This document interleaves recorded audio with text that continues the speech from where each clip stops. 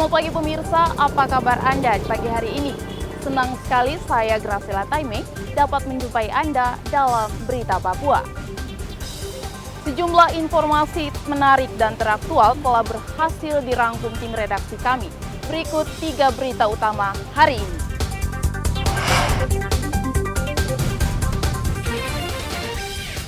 Agar pemilu lancar, Polda Papua pertebal pengamanan di wilayah rawan teror kelompok kriminal bersenjata. PT Telkom Merauke bantah menjual voucher internet ke warga. Tomat di Merauke mahal, per kilogram dijual Rp60.000.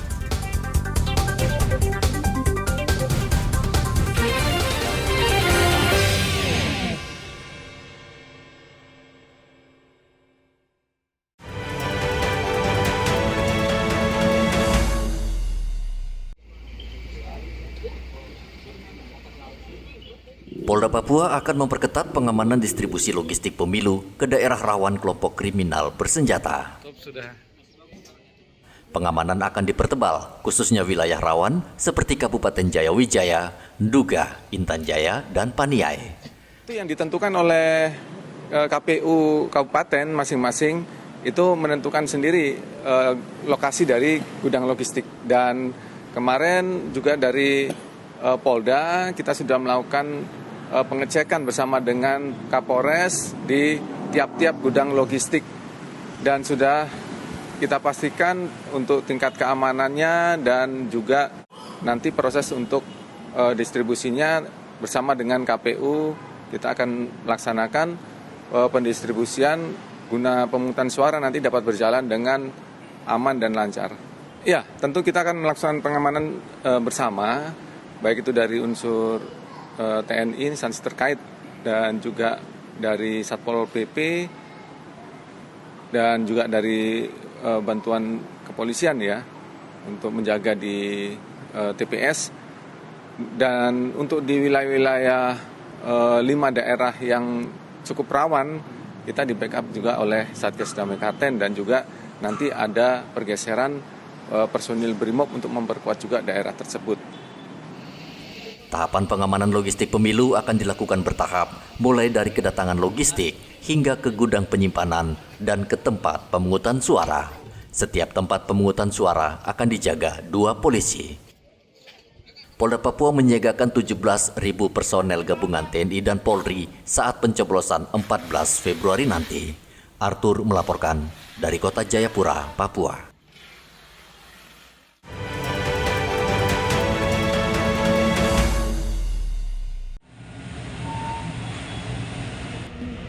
Komandan Lantamal 10 Jayapura Brigjen Ludi Prasetyono kembali menegaskan prajurit Angkatan Laut 10 Jayapura harus bersikap netral pada pemilu 2024 sesuai arahan Panglima TNI.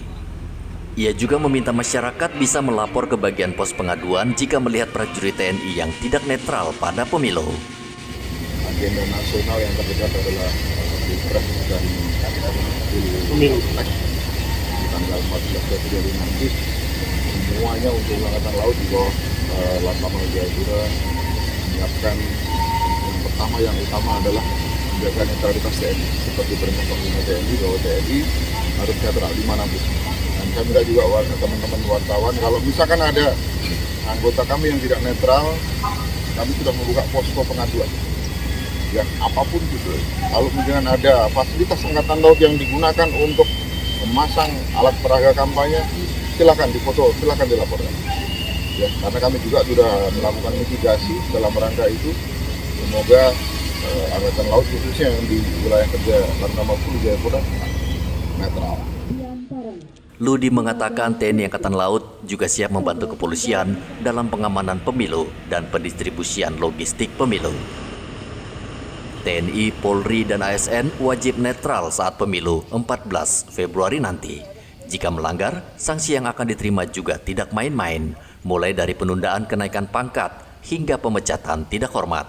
Arthur melaporkan dari Kota Jayapura, Papua.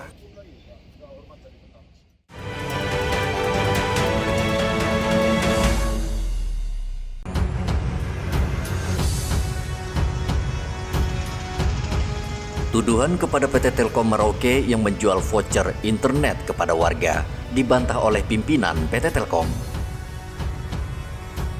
Kepala PT Telkom Merauke, Justino Fernandes, mengatakan pihaknya tidak pernah menjual voucher internet kepada warga.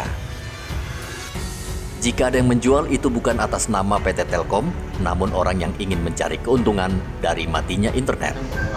Penjualan voucher yang ada di luar daripada Telkom itu bukan kewenangan Telkom atau dijual sama Telkom, tapi itu adalah pribadi masing-masing karena mereka berlangganan langsung dengan Visa, jadi mungkin mereka bisa bisniskan lebih dulu.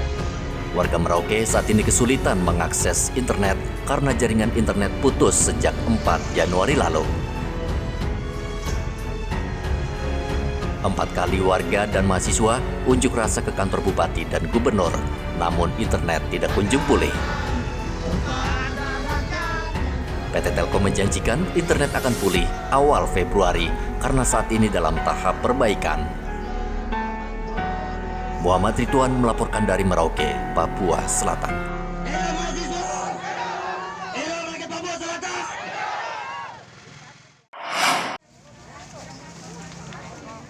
Tomat di Pasar Wamanggu Merauke langka. Padahal baru pekan lalu, tomat di Merauke melimpah hingga dijual Rp5.000 per kilogram. Namun saat ini harga tomat naik dijual Rp60.000 per kilogram. Langkanya tomat disebabkan pasokan dari petani lokal Semangga dan Tanah Miring minim akibat gagal panen karena cuaca. Tomat sekarang harga berapa ini dijual? Sekarang 60 ya. Nah di Merauke banyak, enggak? Kosong juga? Kosong. Kenapa bisa gitu, Mas? Ya mungkin hujan toh. Hujan yang Ini tempat impor dari Oh, Jayapura. dari mana nih? Jayapura. Dari Jayapura nih ya.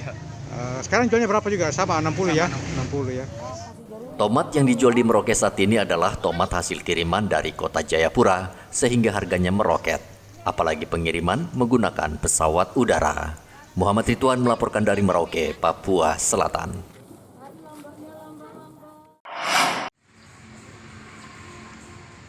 Dinas Kesehatan Merauke mengimbau warga waspada penularan demam berdarah. Kepala Dinas Kesehatan Merauke, Nevil Muskita, mengimbau warga yang merasakan gejala demam tinggi agar segera berobat ke dokter. Mana aja dok yang ditemukan itu laporan masuk ke Dinkes itu, demam berdarah itu? Di kota ya beberapa, kemudian dari bulan Desember kemarin itu juga dari Kumbe laporan kasus. Jadi ya harus semua wilayah harus waspada kan gitu. Jadi ketika musim penghujan itu tadi saya bilang populasi nyamuk meningkat ya, transmisi juga mungkin meningkat ya, itu sehingga harus diantisipasi. Masyarakat harus cepat melapor, kemudian periksa, kemudian fasilitas kesehatan yuk kita minta untuk segera melapor ya, karena untuk dilakukan fogging itu kan ada SOP-nya gitu. Okay. Jadi ada laporan kasus, kemudian laporannya harus kita teliti lebih lanjut, kemudian kalau positif itu dari tim dari Dinas Kesehatan maupun dari Puskesmas ini itu SOP-nya akan lakukan penyelidikan epidemiologi namanya. Okay. Nah, hasil penyelidikan epidemiologi itu yang menentukan dilakukan fogging. Okay.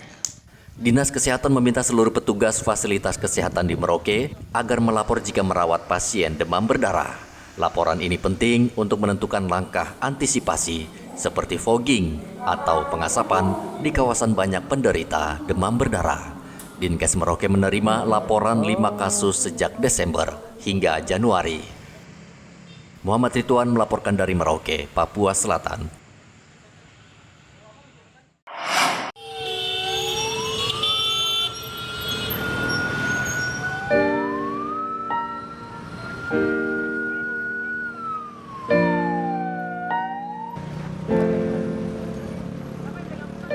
Mantan atlet angkat berat Indonesia, Lisa Rumbewas, dimakamkan di tempat pemakaman umum Waena, Kota Jayapura. Bendera merah putih menyelimuti peti sang lifter yang melegenda karena telah menjadi pahlawan yang telah mengharumkan nama Indonesia di ajang olahraga angkat besi internasional.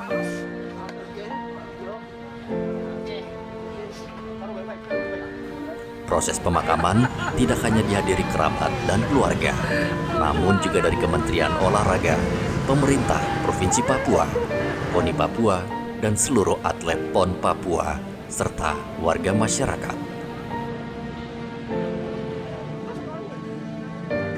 Mereka ikut mengantar hingga pemakaman untuk memberikan penghormatan terakhir bagi almarhumah. Lisa Rumbewas menurut keluarga, sejak kecil memang ingin menjadi atlet angkat besi. Ia menoreh banyak penghargaan, baik di tingkat nasional maupun internasional, seperti SEA Games, Asian Games, hingga Olimpiade.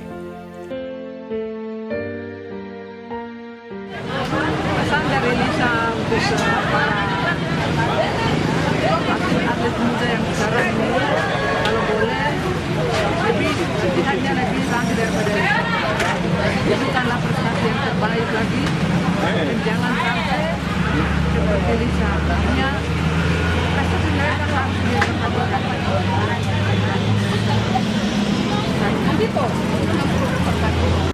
Sebagai perempuan atau wanita itu yang melahirkan Lisa sebagai orang tua, saya merasa bangga memiliki Lisa karena Lisa bisa membawa prestasi yang terbaik Indonesia. Kebanggaan saya hanya itu. Lisa telah membuktikan prestasi. Hanya satu cita-cita almarhumah yang belum terkabul. Lisa ingin menjadi pelatih dan mencetak lifter muda agar bisa mengharumkan nama Papua.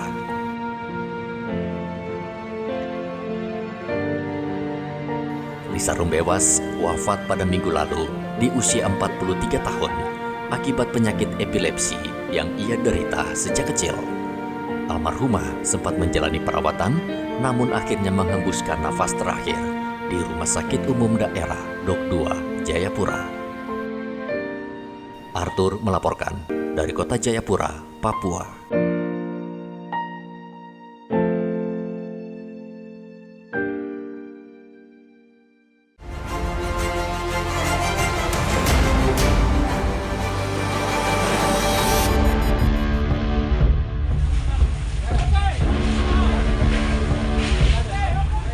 Kebakaran menghanguskan salah satu rumah di Kelurahan Tasangka, Kota Jayapura. Kebakaran terjadi sekitar pukul 1 siang saat warga sedang beraktivitas. Diduga kebakaran karena korsleting listrik. 3 mobil pemadam kebakaran milik pemerintah Kota Jayapura datang membantu warga memadamkan api. Tidak ada korban jiwa maupun luka-luka, namun rumah serta sebagian barang berharga ludes terbakar, hingga kerugian materi mencapai ratusan juta rupiah.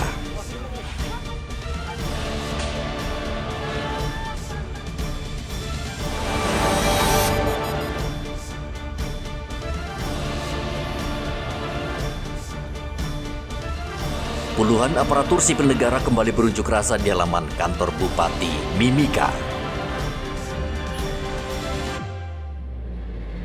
ASN mendesak Bupati Mimika, Eltinus Omaleng, mengembalikan mereka ke jabatan semula. Selain berorasi di pintu masuk kantor Bupati, ASN juga membangun tenda dan berencana menginap di kantor Bupati jika permintaan mereka tidak digubris. Puluhan ASN akhir tahun lalu diganti oleh Bupati. Penggantian itu dilaporkan ke Komisi ASN dan Pemkab Mimika mendapat teguran sehingga wajib mengembalikan mereka ke jabatan semula karena pergantian tidak sesuai dengan mekanisme Komisi ASN.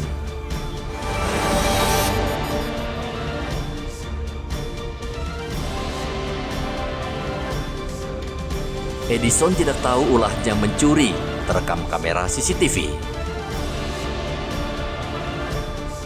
Pelaku mencuri uang dari dalam mobil yang terparkir di salah satu toko elektronik di Jalan Bosi, Kabupaten Manokwari, pekan lalu.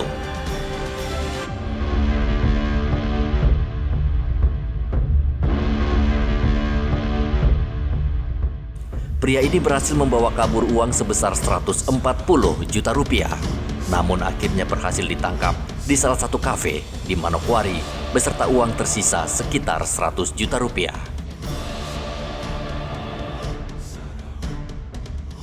Edison rupanya sudah menghabiskan uang curian tersebut hingga 40 juta rupiah untuk senang-senang.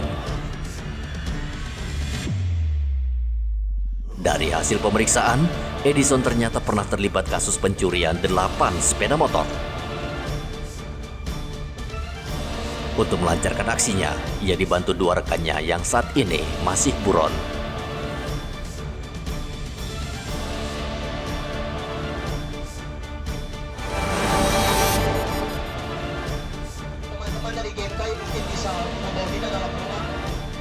Warga dan mahasiswa serta pengemudi ojek daring terus berunjuk rasa memprotes matinya jaringan internet di Merauke.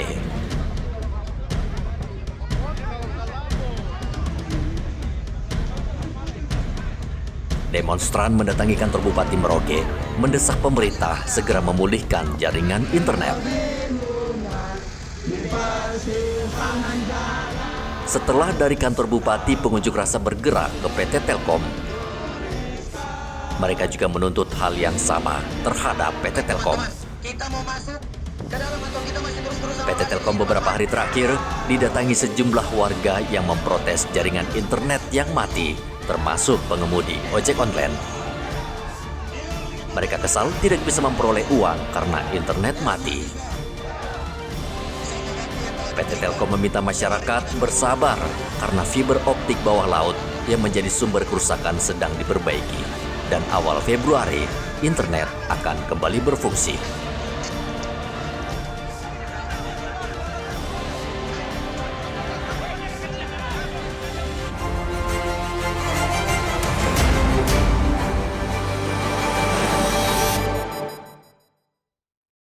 Pemirsa, informasi tadi sekaligus mengakhiri jumpa kita dalam Berita Papua. Saya Graciela Taime mewakili seluruh kru kerabat kerja yang bertugas menyampaikan terima kasih. Selamat beraktivitas. Sampai jumpa. Wanyambe.